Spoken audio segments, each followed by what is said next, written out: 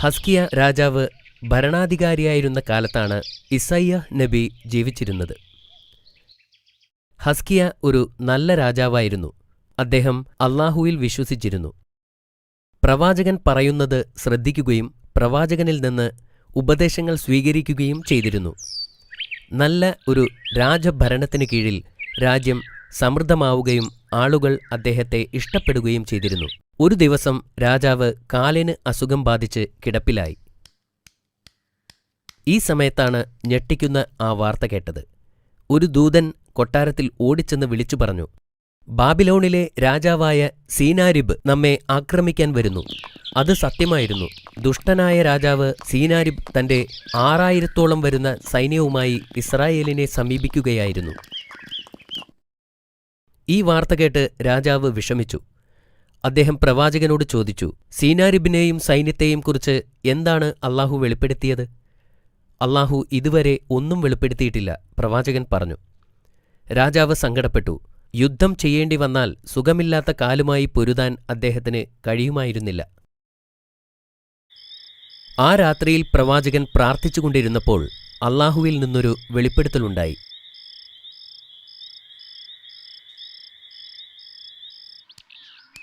ഈ സന്ദേശം രാജാവിനെ അറിയിക്കാൻ അദ്ദേഹം കൊട്ടാരത്തിലേക്ക് പോയി. ഹസ്കിയയുടെ മരണം അടുത്തിരിക്കുന്നുവെന്നും അതുകൊണ്ട് ഒരു പിൻഗാമിയെ നിയമിക്കണം എന്നും അല്ലാഹു പ്രവാചകനോട് പറഞ്ഞതായി പ്രവാചകൻ രാജാവിനോട് പറഞ്ഞു. പ്രവാചകൻ ഇത് അദ്ദേഹത്തോട് പറഞ്ഞപ്പോൾ രാജാവ് ഖിബിലയിലേക്ക് തിരിഞ്ഞു. ആത്മാർത്ഥതയോടെ പ്രാർത്ഥിക്കാൻ തുടങ്ങി.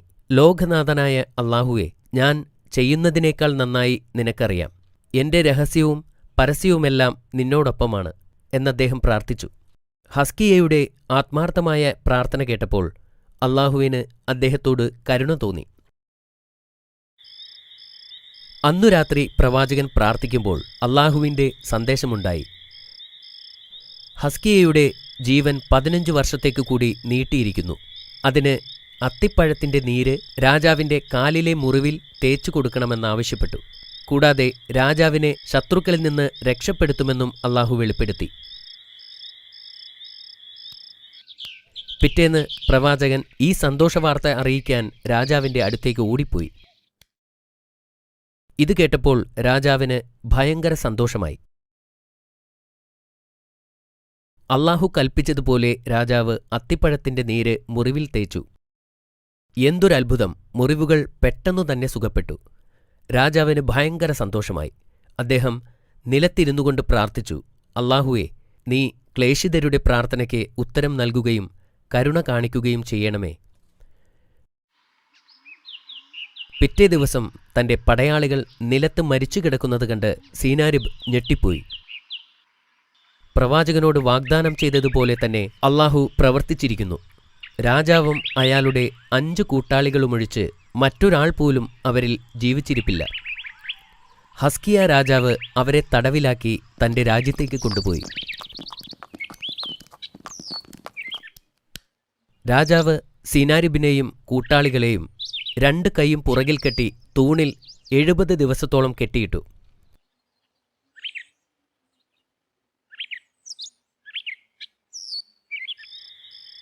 എഴുപത് ദിവസത്തിന് ശേഷം അല്ലാഹു പ്രവാചകനോട് സീനാരിബിനെയും കൂട്ടാളികളെയും അവരുടെ രാജ്യത്തേക്ക് വിട്ടയക്കാൻ കൽപ്പിച്ചു.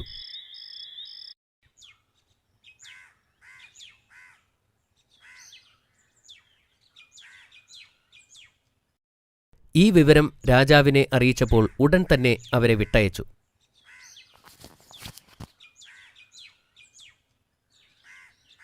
സീനാരിബ് തന്റെ രാജ്യത്തെത്തിയതിനു ശേഷം മന്ത്രിമാരെയും ഉപദേഷ്ടാക്കളെയും ഉൾപ്പെടെ എല്ലാവരെയും ഒരുമിച്ച് കൂട്ടി.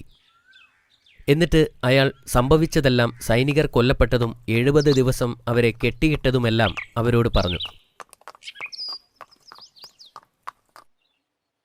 പുരോഹിതന്മാർ മുന്നോട്ട് വന്നുകൊണ്ട് രാജാവിനോട് പറഞ്ഞു, അവരുടെ ദൈവത്തെപ്പറ്റിയും പ്രവാചകനെപ്പറ്റിയും ഞങ്ങൾ നിങ്ങൾക്ക് ഇതിനു മുമ്പ് മുന്നറിയിപ്പ് നൽകിയിട്ടുണ്ടായിരുന്നു. പക്ഷേ താങ്കളത് ചെവിക്കൊണ്ടില്ല. മറ്റൊരാൾ പറഞ്ഞു, ആ രാജ്യത്തെ തോൽപ്പിക്കാൻ ആർക്കും കഴിയില്ല. സീനാരിബ് ഇപ്പോൾ ശരിക്കും ഭയപ്പെട്ടു. വീണ്ടും പ്രവാചകന്റെ ദേശത്തെ ആക്രമിക്കുന്നതിനെക്കുറിച്ച് ഒരിക്കൽ പോലും ചിന്തിച്ചില്ല.